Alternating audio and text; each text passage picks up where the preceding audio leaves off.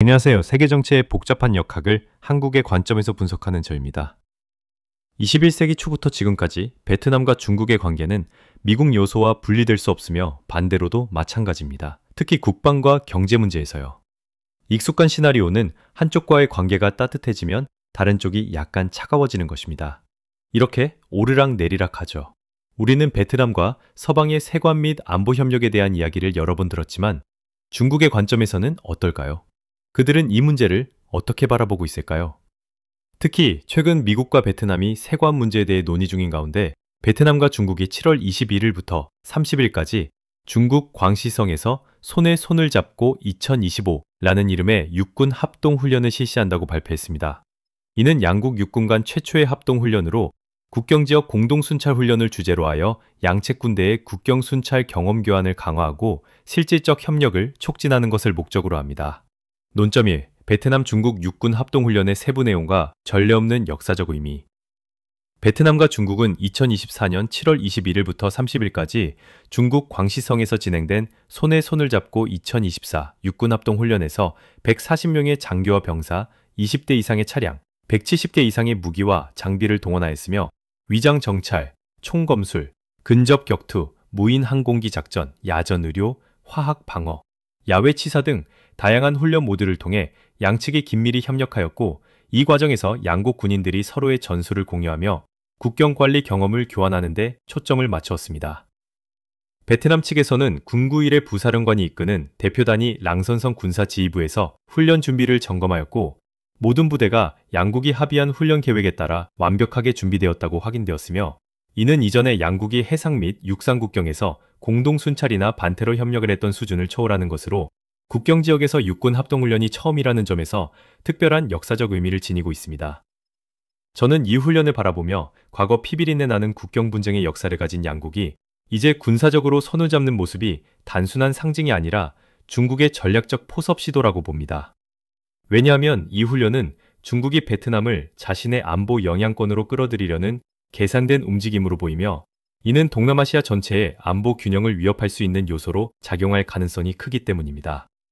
베트남 뉴스에 따르면 이 훈련은 10일간 양측 지상군이 긴밀히 조율하며 진행되었다고 보도되었으며 사우스 차이나 모닝 포스트는 이 훈련이 미국과의 무역 전쟁 속에서 양국을 더 가까워지게 만든다고 분석하였고 다른 국제평론가들은 이 이벤트가 중국의 지역 패권 확대 전략의 일환이라고 지적하였습니다. 이러한 훈련의 세부적인 실행 과정에서 드러나는 양측의 협력 깊이는 단순한 군사교류를 넘어 장기적인 안보 동맹으로 발전할 수 있는 기반을 마련하는 것으로 보이며 저는 이 점에서 중국의 실용적 접근이 베트남의 경제적 취약점을 이용한 포섭 전술이라고 분노합니다. 왜냐하면 베트남의 안보가 중국에 의존하게 되면 남중국해 분쟁에서 베트남의 독립적 입장이 약화될 수 있고 이는 결국 지역 무역로의 안정성을 해치며 글로벌 공급망의 부정적인 경제적 후유증을 초래할 수 있기 때문입니다. 논점 2. 양국 경제 무역 관계의 깊이와 상호 의존성 증대가 초래하는 경제적 위험. 2024년 베트남과 중국의 양자 무역액은 2,600억 달러를 초과하며 사상 최고치를 기록하였고 중국은 베트남의 최대 무역 파트너로 자리 잡았으며 베트남은 중국의 아세안 내 최대 무역국이자 세계 5위 무역 파트너로 부상하였으며 이 관계는 단순한 무역을 넘어 공급망의 핵심으로 베트남에서 생산되는 많은 제품이 중국 부품을 조립한 후 미국으로 수출되는 구조를 띠고 있어 베트남이 중국의 투자와 부품 공급에 크게 의존하게 만들고 있으며 이러한 상호 의존성은 베트남 경제의 성장을 촉진하지만 동시에 중국의 경제정책 변화에 취약한 구조를 형성합니다. 저는 이 경제적 결속을 바라보며 베트남이 중국과의 무역을 통해 성장하지만 동시에 경제적 취약점이 커지는 상황에 분노합니다. 왜냐하면 이 의존성은 베트남의 경제 안정을 중국의 의지에 맡기는 결과를 초래하며 글로벌 공급망 교란 시 베트남 경제가 큰 타격을 받을 수 있고 이는 동남아시아 전체의 무역 불균형을 심화시켜 안보 측면에서 군사적 긴장을 유발할 가능성을 높이기 때문입니다. 차이나 데일리는 무역 구조의 상보성을 강조하며 새로운 수준으로의 도약을 예측하였고 베트남 브리핑은 이 파트너십이 글로벌 긴장 속에서 더욱 강화되고 있다고 분석하였으며 다른 경제 전문가들은 베트남의 대중무역 적자가 지속되면 베트남의 통화 안정성과 산업 자립도가 약화될 수 있다고 경고했습니다. 이런 경제적 상호 의존의 깊이는 베트남이 중국의 공급망에서 핵심 역할을 하게 만들지만 만약 중국이 무역 압박을 가하면 베트남의 수출 산업이 붕괴될 위험이 있으며 이는 베트남의 GDP 성장률 저하와 실업 증가로 이어져 사회적 불안정을 초래할 수 있고, 안보적으로는 중국의 경제적 레버리지를 통해 베트남의 외교 정책이 통제될 가능성을 내포하고 있습니다. 저는 이 점에서 중국의 견제 전략이 베트남의 주권을 잠식하는 형태라고 봅니다. 논점 3. 지리정치적 안보 측면에서 중국의 베트남 끌어들이기 전략과 그 함의. 중국은 베트남을 필리핀과의 남중국해 긴장 속에서 반드시 포섭해야 할 대상으로 보고 있으며, 역사적 충돌에도 불구하고 베트남의 안정적이고 자제된 태도를 활용하여 대화를 통해 워싱턴 쪽으로 완전히 기울지 않도록 노력하고 있으며, 이번 광시성 국경훈련은 상징적일 뿐만 아니라 양측의 전략적 신뢰를 테스트하는 것으로 이전 해상 순찰을 넘어 민감한 육상 국경에서 처음 실시된 점이 주목되며, 이는 중국이 베트남을 자신의 지정학적 완충지대로 삼으려는 의도를 드러냅니다. 저는 이 상황을 바라보며 중국이 베트남을 자신의 영향권으로 끌어들이려는 움직임이 동남아 전체 안보 균형을 위협한다고 봅니다.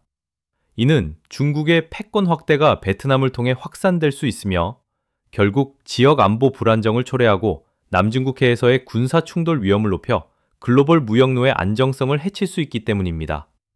사우스 차이나 모닝포스트는 이 훈련이 미국과의 무역 전쟁 속에서 양국을 더 가까워지게 만든다고 보도하였고, 뉴스위크는 훈련이 국경 순찰 경험 교환을 목적으로 한다고 중국 측 발표를 인용하였으며, 국제 안보 전문가들은 이 훈련이 중국의 공동 운명체 이니셔티브의 일환으로 베트남을 포섭하려는 전략이라고 평가하였습니다. 이러한 지리정치적 전략은 베트남의 안보 정책을 중국 중심으로 재편성할 수 있으며, 만약 성공한다면 아세안 국가들의 분열을 초래하여 지역 다자 안보 협력이 약화될 위험이 있고, 경제적으로는 남중국해 무역로의 불안정으로 인해 글로벌 에너지 공급망이 교란되어 국제 유가 상승과 무역 비용 증가를 유발할 수 있습니다. 저는 이 함의를 고려할 때 중국의 움직임이 단순한 협력이 아니라 패권적 야심의 표현이라고 분노합니다.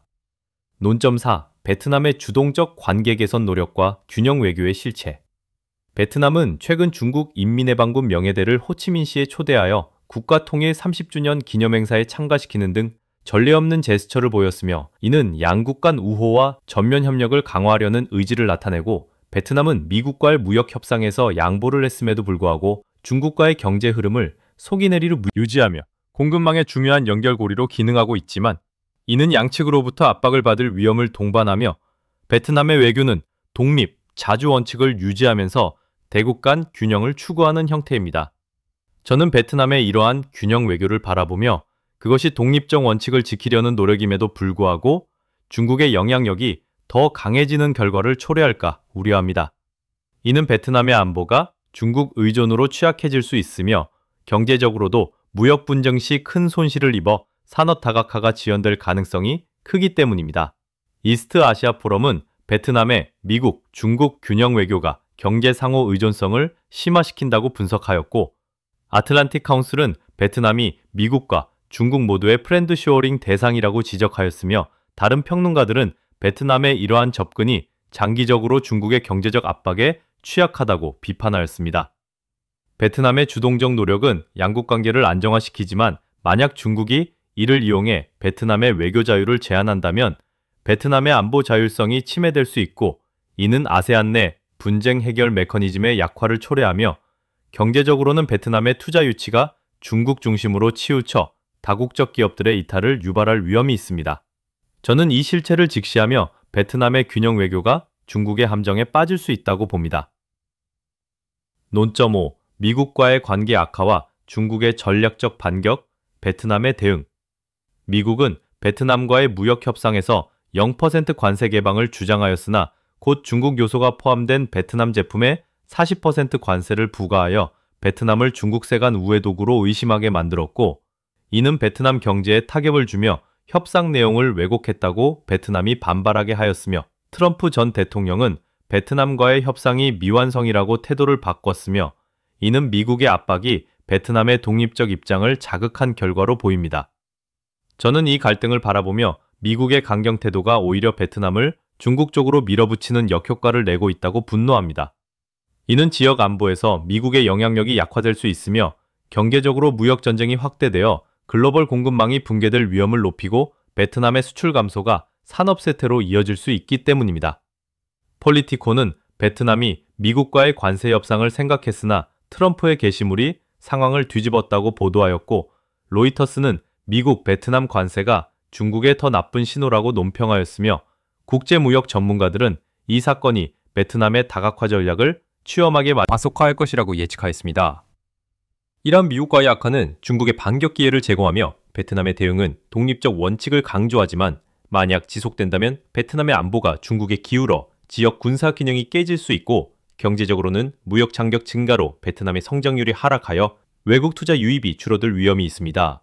저는 이 대응의 한계를 인정하며 베트남이 더 강경한 입장을 취해야 한다고 봅니다. 이러한 베트남 중국 밀착이 한국에 미치는 영향은 막대합니다. 왜냐하면 한국은 동남아 공급망의 핵심 파트너로서 베트남의 중국 의존 심화가 우리의 수출과 투자 안정을 위협하며 남중국해 긴장 고조가 한반도 안보에 연쇄 반응을 일으킬 수 있고 경제적으로는 베트남을 통한 중국 부품 공급이 차단될 경우 한국 기업들의 생산 비용이 상승하여 경쟁력이 약화될 가능성이 크기 때문입니다. 저는 한국 정부가 즉시 미국과의 군사협력을 강화하고 베트남과의 경제 다각화를 추진하며 지역 다자안보 프레임워크를 주도해야 한다고 봅니다. 이를 통해 우리의 경제 안보를 지킬 수 있으며 중국의 패권 확대를 견제하는 데 적극 나서야 합니다. 여러분의 의견이 다르다면 댓글로 토론해주세요. 함께 더 나은 전략을 모색합시다.